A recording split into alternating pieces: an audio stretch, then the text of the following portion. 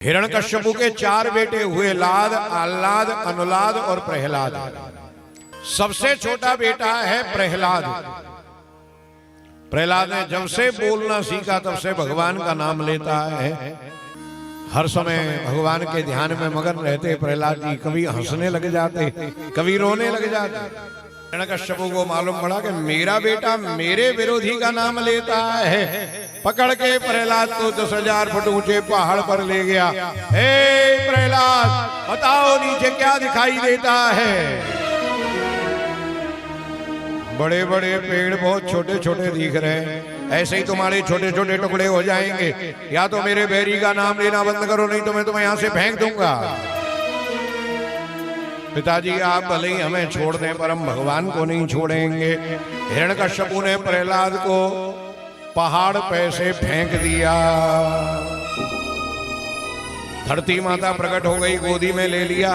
प्रहलाद, तुम्हारे लिए अलग मंदिर, अलग घर बना दूं? बोले नहीं मां, घर से भाग के भजन नहीं करना है, घर वालों को संग लगा के भजन करना चाहिए। हिरण्यकश्यपु की बहन होलिका आ गई। बोले तुम मत मारो, मैं मारती हूं। अग्निदेव ने मुझे एक चादर दी है कि मैं नहीं जलूंगी, भले ही कोई जल जाए। चद्दर ओढ़ करके गोदी में लेकर के बैठी फागुन की पूर्णिमा को।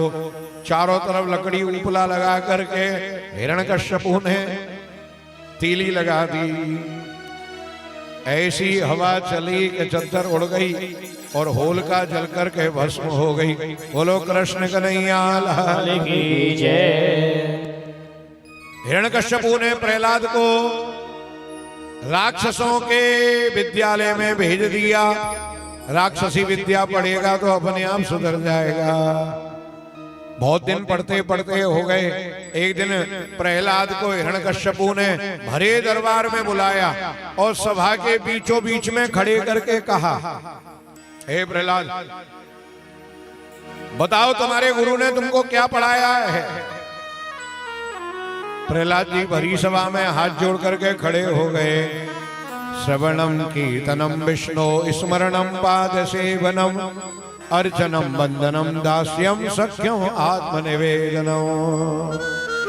जैसे ही 9 प्रकार की भक्ति का वर्णन किया, तलवार उठा करके गुरु को मारने लगा। प्रहलाद ने कहा, महाराज मेरे गुरु नारद जी हैं, ये मेरे गुरु नहीं है। दोबारा से विद्यालय में पढ़ने भेज दिया।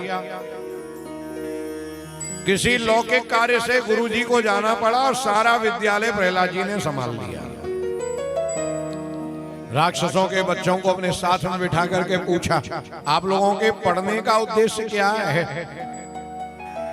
कोई बोला डॉक्टर बनूंगा, कोई इंजीनियर, कोई सीए, कोई पीए, कोई टीए, कोई जीए। सबने अपने अपने लक्ष्य बताए।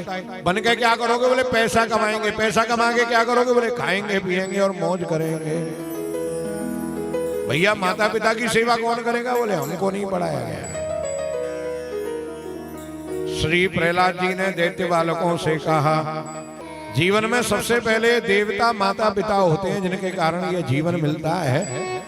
जो माता पिता को प्रसन्न कर लेता है उससे 33 करोड़ देवता प्रसन्न हो जाते हैं।